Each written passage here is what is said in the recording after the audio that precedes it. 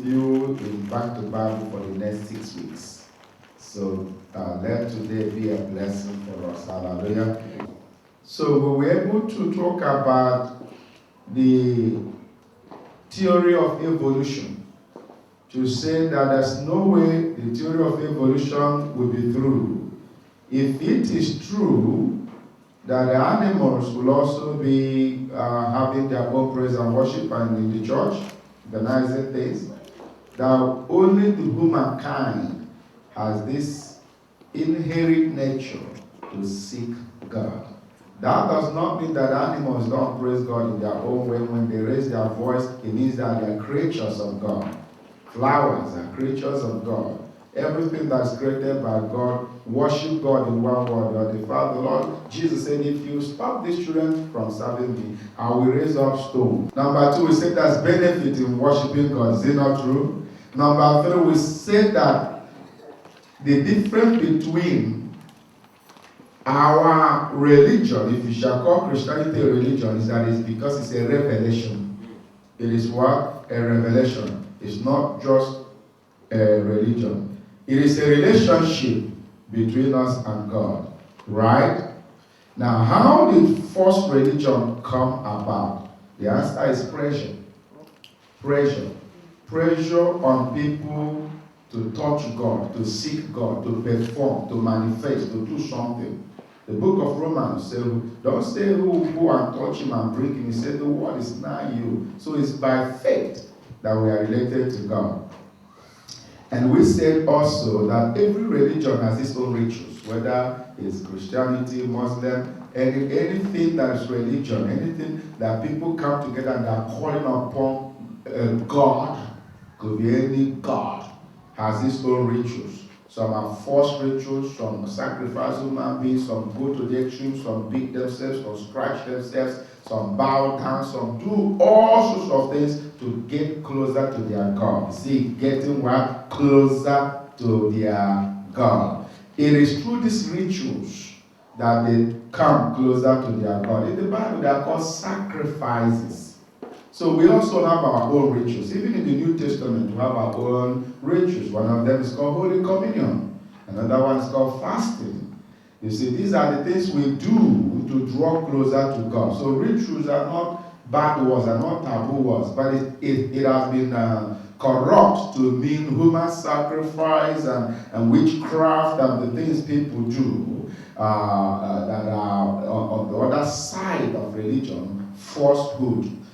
But we are called to sacrifice. We are called to love the Lord with all our heart, with all our mind, with all our soul. If that is not a sacrament or a ritual, then you don't know what it's all about. These are disciplines. Another name for them are disciplines in the Bible. Remember my teaching on the 3 Ds. Do you remember that? What are they? Discipline, duty, devotion. Discipline, duty, devotion. The 3 Ds are the things that form your character in the Lord. They form your character in the Lord. A Christian that's not disciplined will fall apart. I don't care how you look at it. Pressure will make you to fall apart. Pressure upon the earth. Without discipline, without having yourself, St. Paul said, I discipline myself. I put myself under bondage. I smack myself. I judge myself. I examine myself that no other person can judge me. See, so that after preaching this gospel, I will not be a castaway. Without you discipline yourself, you cannot serve God effectively. Why will you be here? We left all night. From all night, we went to Bishop Labby. From Bishop Labby, we're here this morning, early in the morning.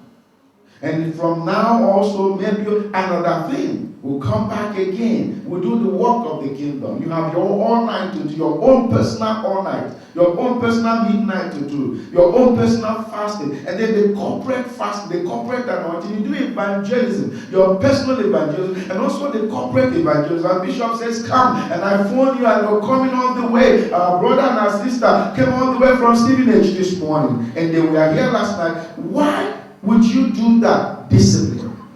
Hallelujah. Amen. And discipline gives you your character. Is it not true? Yes. Your discipline gives you your character. Even in the school, they say, what discipline are you in? You say nursing or medicine. They say, oh, no wonder your language is like this, because your discipline gives you your language and your character. Your character gives you your language. A doctor will always speak like a doctor. Oh, this is meaning carbohydrates.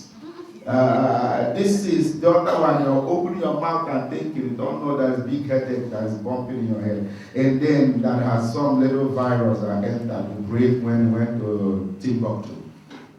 And then they say, oh, this glucacus. Well, they've been messing around, few around, and some little thing entered into you, and so on and so forth. So doctors have their character, their language. And then a nurse will have a language, a lawyer will have a character and a language, an engineer will have a character and a language. And what gives them that character and that language is their discipline. Therefore, a Christian has a discipline. And that discipline gives you your character. That's why you don't fight. That's why you don't quarrel. That's why even when you're angry, you still dignify yourself and control yourself, because he that is in you is greater than he that is in the world. Therefore, you will not rubbish that name you carry, because inside of you, you're carrying the King of Kings and the Lord of Lords. Can you imagine that day, Mary, when she was pregnant with our Lord Jesus Christ, getting drunk and smoking and doing all that kind of things? I'm sure the Holy Ghost guided that woman. What she ate, what she drank, how would she go, where she went, because of what she was carrying. Hallelujah. Therefore, you are carrying something inside of you. Mary carrying the little Jesus. You're carrying the majestic Jesus. Amen. Hallelujah. Therefore, that shall give you your discipline and your character. So, what does that lead me? A person of faith, it leads me to relationship with God. Is it not true? Relationship with God. And now this relationship with God has levels. This relationship we have with God has what? Levels. And that's what brought me to the series of the teaching I'm doing with you. The type of relationship I want with my Savior is the one I call intimate relationship. I don't want boyfriend-girlfriend relationship with Jesus. Hallelujah. Amen. I want intimate relationship. Married people's relationship. Hallelujah. Amen. I want a relationship wherein I know that my price has been paid for and I know whom I belong to. Amen. If he has paid my price, then I answer his name. And we then said, in this intimate relationship with him, that number one key is relationship, number two key is obedience. Is it not true? And if you shall obey the Lord, you will eat the good of the land. If you tell me that you love the Lord, you have a relationship with him, and you don't obey him, you're not disciplined. You're a liar. And your discipline gives you duty. Hallelujah. Amen. Because you love him, that's duty. You must perform.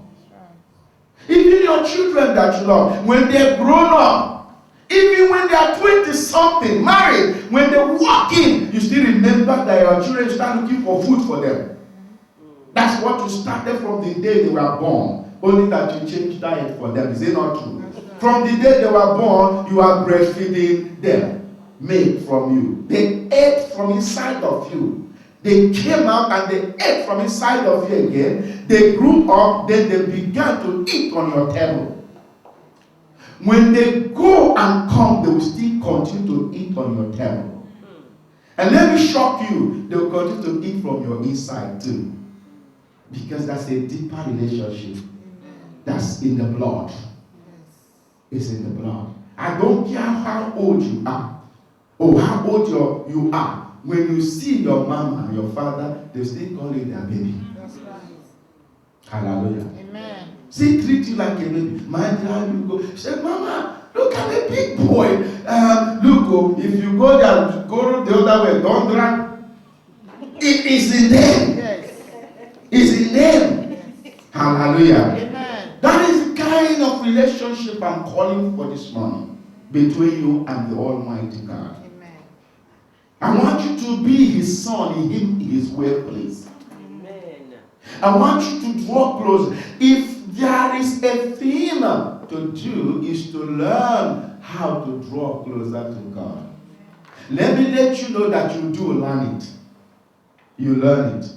You learn it. So Peter says that as children, desire the sincere milk of the word of God, that you may grow and mature in the things of the Lord. Just like a baby you have today, by the time you know it, baby's taller than you.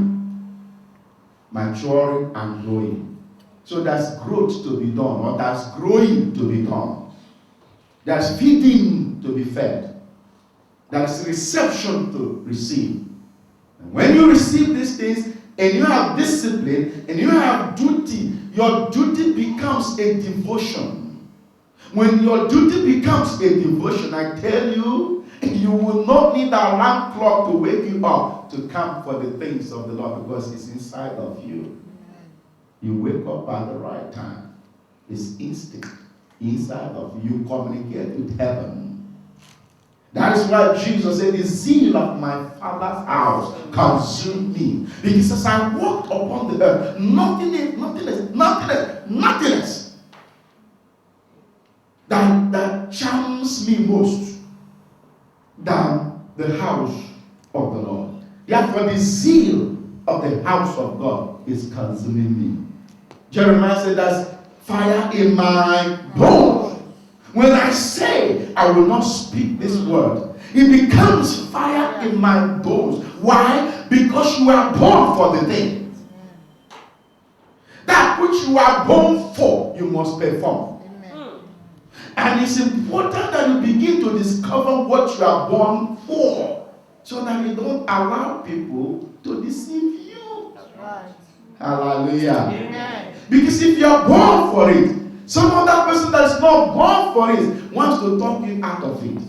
Why do you serve all the time? Why do you run around all the time? Are you not tired? When do you have time to take care of your own things? When you leave your house all the time, you're always in the house of God.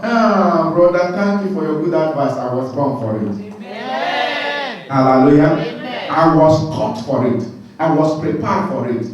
I was born for it. When God saw that my father and my mother, he sent my spirit and breathed upon them, and he said, that one, I cut him out for the kingdom. Amen. It's not everything that my mother born is a preacher, a pastor, a man of God, but I am. Amen. And you are what God has called you to be. Amen. You are not an accident. That is why they will say, back to Bible.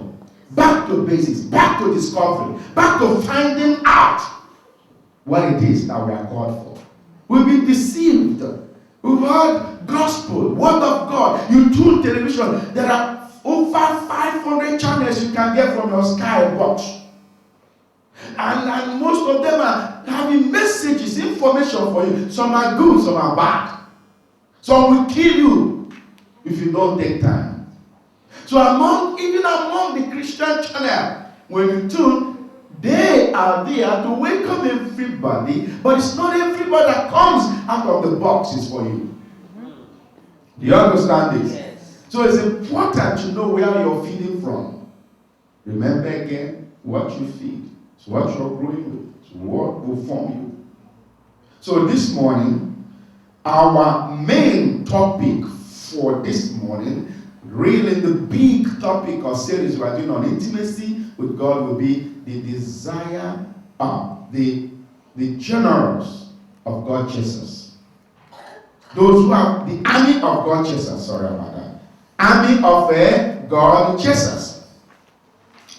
Relationship, obedience, they will come to the act actual people chasing God. Army of God chasers. Those who want relationship with God. Those who want God to be their Lord. Those who said, I will never leave him unless he bless me. Those who know what it means to draw closer to God. Let us go to Genesis chapter 5 from verse 18. And I will read for you. And Jared lived 162 years, and he begot Enoch. And Jared lived after he begot Enoch 800 years, and begot sons and daughters. And all the days of Jared were 962 years, and he died. And Enoch lived 65 years, and begot Methuselah. And Enoch walked with God after he begot Methuselah 300 years, and begot sons and daughters. And the days of Enoch were 365 years. And Enoch and Methuselah. And Enoch walked with God, and he was not, for God took him. Hallelujah. Amen. For God did what? Took him. He walked, literally walked with God until he was no more. The book of Jude said Enoch, the sixth man from Adam, was a prophet. Let us go to Hebrews chapter 11 verse 5.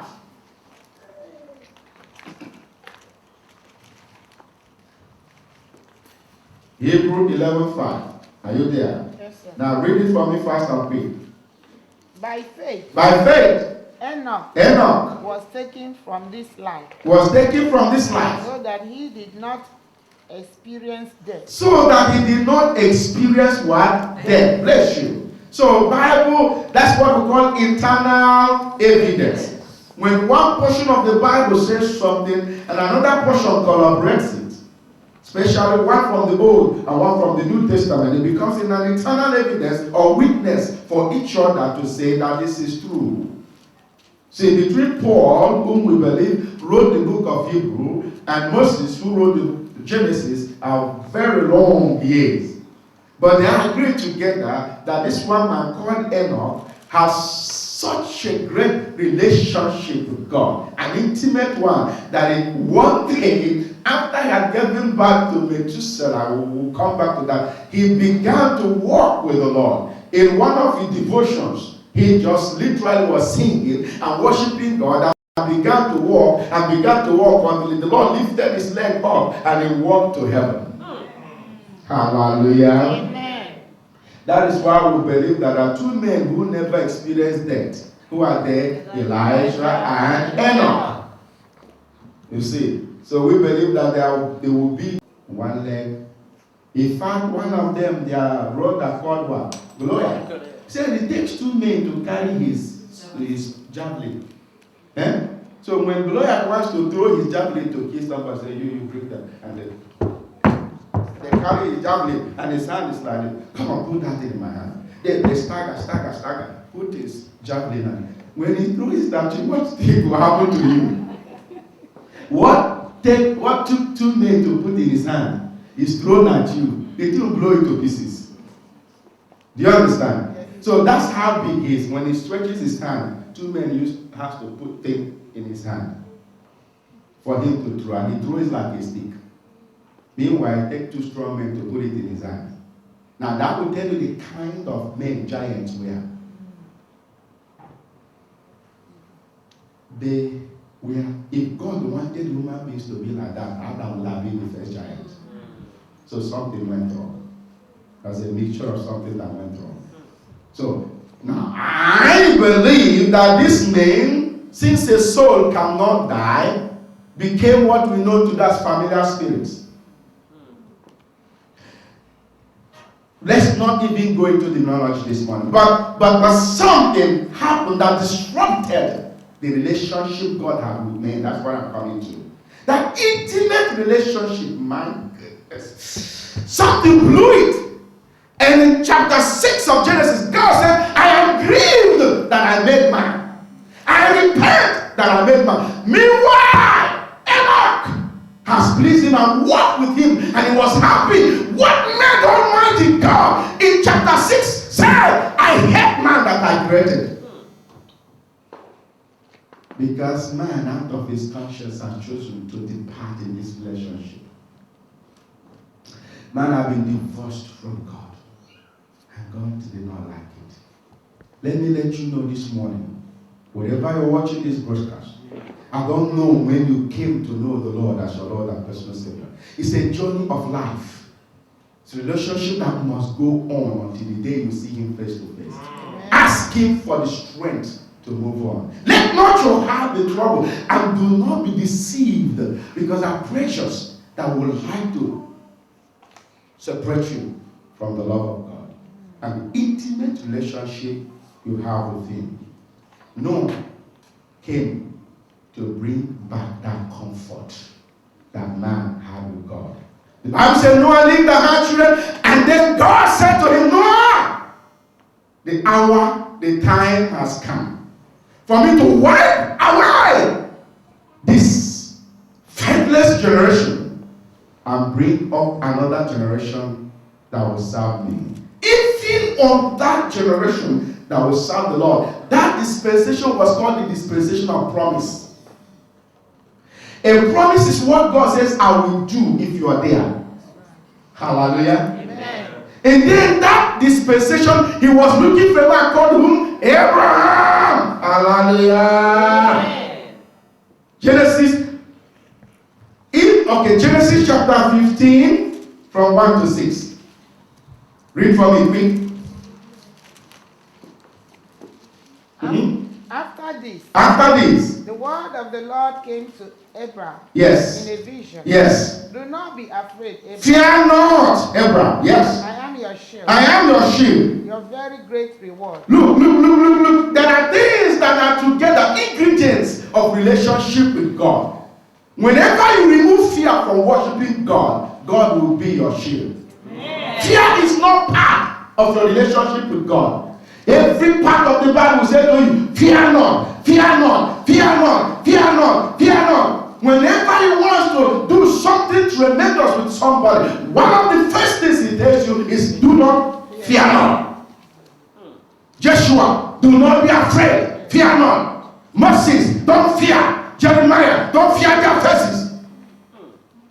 Why? Fear is opposite of faith, and faith is the language of God. If you have fear, you will not be communicating with Him. He will not hear you. He doesn't hear one that is not His language. His language is faith. Fear is the opposite of faith. So if you're talking fear, He doesn't understand you. So for me to walk with you, fear not. Speak my language and I may hear you clearly. Hallelujah. When you speak what I hear, I respond. When you communicate rightly, see heaven come back on this path. The angels of God. Jesus said to Peter, Peter, withdraw your sword. If it's something like this, I will call heaven and petition heaven to dispatch unto me mirage of angels, that they will take care of this bunch of soldiers one by one. But it's not like that. It has not come to that. I am still working by faith, agreeing with the original plan. Everybody say original plan. I'm still in the original plan. Peter, you are not there when the thing was carved. I was born for such a time as this. Hallelujah. So don't fight. Don't quarrel. Some of the fightings you do are worthless, because you're going through what God says you should go through. Hallelujah. Amen. All that you need is to become a God's chaser. That's right. An army of God pursuers. Those who run after God all the time. I don't know. I have used this analogy time and time with you and your father. That you're going to a place and your father is holding you by his hand and you are going and you are going. All of a sudden, for some reason, your hand slipped away from your father, your dad's hand, and your dad continued to walk. And then you looked around and find out that your dad is far away. What do you do? You run to go and meet him because you are enjoying that relationship. That closeness of holding your hands. Walking step by step with your father. It is in such a time your father tells you, you see that little country there, it belongs to Mr. Okolo. You see that land there, it used to be our family land, but when our people were in trouble, they sold it, so don't go there. You see that palm tree there, don't touch it. It's that time that your father gives you those intimate information that will help you in life. Hand in hand with Jesus, walking together with him. As you go through this life, you will never go alone. Amen. Pursue him, run after him. And I like God. Whenever he sees that you're far away, he will not wait for you, but he will speeding up your footsteps to catch up with him.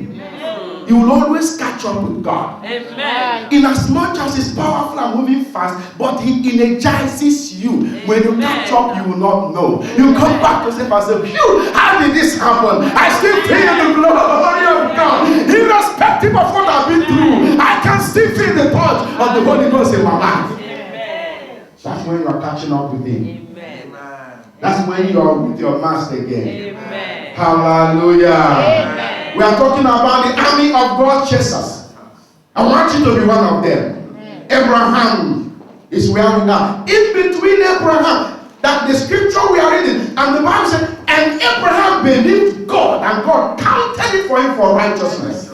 Hallelujah. Amen. In another portion, the Bible said, and Abraham, and God said, Abraham, now I know that you are my friend. Why? Because I've challenged you to do what others do for their God. Others burn their children to Moloch. Others sacrifice their children to their gods. I've asked you to sacrifice as even though not as wicked as those gods that will allow actually your children to be sacrificed. But for you to raise up your hand to want to do it is over. I have now rated you as my friend. Amen. Hallelujah. Abraham, Bible says, as he was going with Isaac to sacrifice, he knew that God will raise him from death. He says, I know whom I believe. I know the type of God I serve. He's not the one that asked me to kill my son. But before I kill this son shall come back to life. If I know my God, if I know the one I have a relationship with, my son will not die. Because he has the capability of bringing him back to life. So I will go all the way. I will obey him all the way. But mark it as I do his work, he will do my own. Mark it as I serve him, he will serve my own. Mark it as I obey him, he will do something good for me. Amen. You need to know God intimately this way to be able to assuredly say he will do it. Hallelujah. Amen. If you don't know him, you will not be able to speak on his behalf. The Bible says in the book of 1 Samuel chapter 2, as for the boy Samuel, there's no word he spoke that God did not stand by to fulfill. God matched word to word every word Samuel said. I think it's 1 Samuel chapter 2 verse 11 or somewhere there. He says, as for that man's young boy Samuel, every single word he spoke, God matched. Hallelujah. Amen. So it's important that you know that. So brethren, let's list them before we stop this morning. The chasers. We said Adam, Abel, Enoch, Methuselah, who was great grandfather of Noah. They will say Noah. They will say Abraham. Now, in between Abraham, Noah, these people was a man called Job. Hallelujah. Job was a God chaser.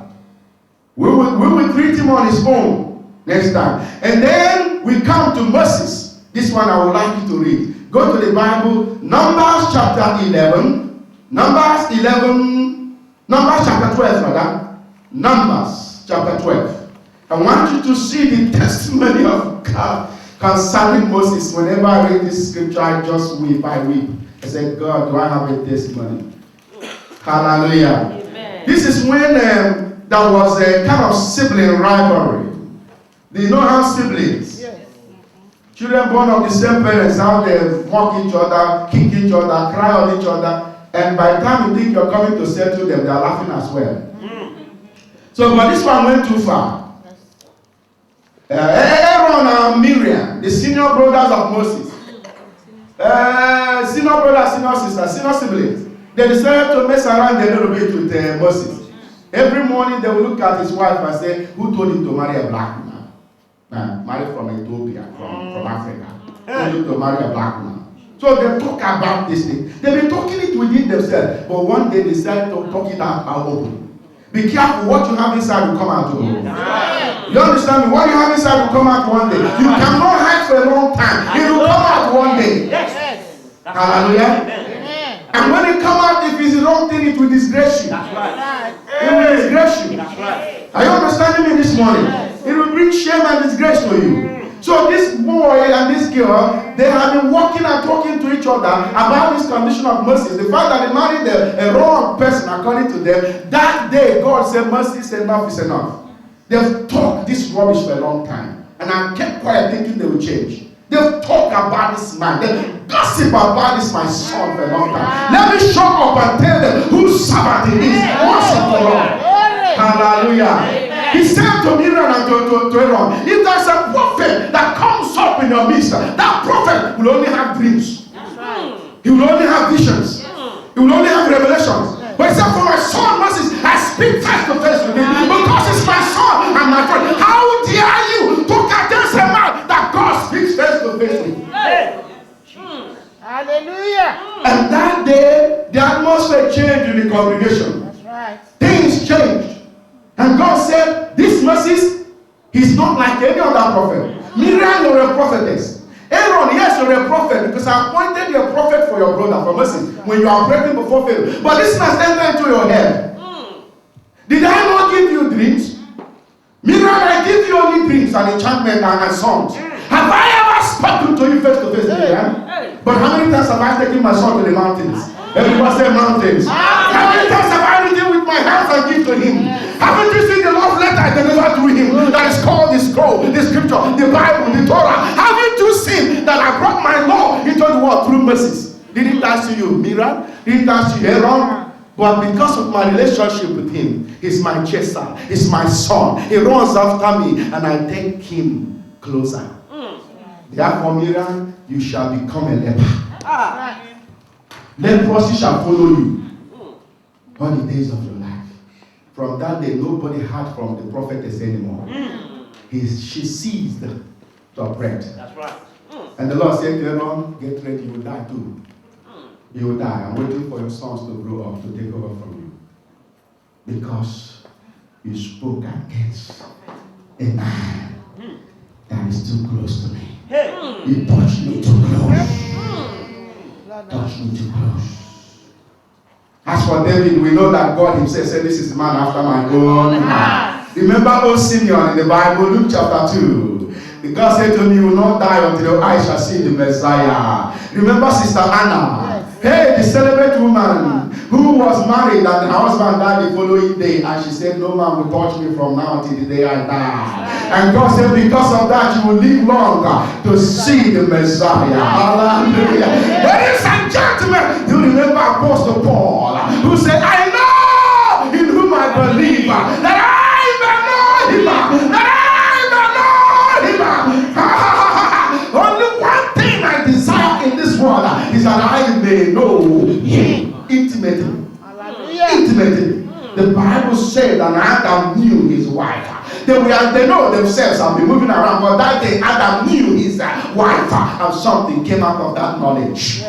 When you know the Lord, something will come out of you. That is what St. Paul said, that I may know him. In Philippians chapter 3 verse 10. And the power of his resurrection. And when you know him, there will be power that will enter into your life. Brethren, that's why we are coming back to the Bible. The word of God is where the power is. The word of God is where the energy is. The word of God is where the ability to perform is. Back to Bible. Back to basics. Back to the will of God. Back to your first love. Back to serving him. Back to knowing him as your Lord and personal Savior. Come down. Destroy everything that has been an obstacle between you and your God. Is it riches? Is it wine? Bible says when riches increase, be careful. Because when it comes to the hand of a fool who does not know God, it will put wings and fly away. Therefore, riches cannot stand in the day of judgment. Only your relationship with God will stand. Speak to my brothers in Africa, Europe, and Asia this morning particularly.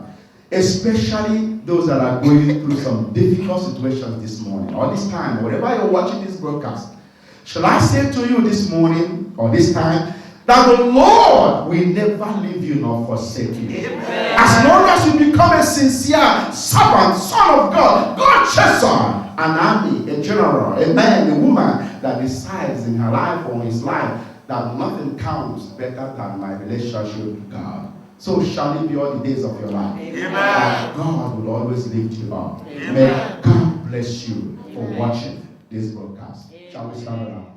You are blessed today with our Back to Bible with Bishop Ben. A message of hope, a message of joy, a message that says to you, God is still in control. The Lord said, come back to me, and I'll come back to you. Come, let us reason together, says the Lord. See, God is always in the business of inviting us for a talk, inviting us for further son, further child relationship. We are God seekers. We are in pursuit of the love of God. He loves us already. All he needs to do is to come closer to him. That's why we are teaching the topic, intimacy with God. Your relationship with God this year will determine how much you will get from God. As I've been saying, God is not going around looking for whom he will empower.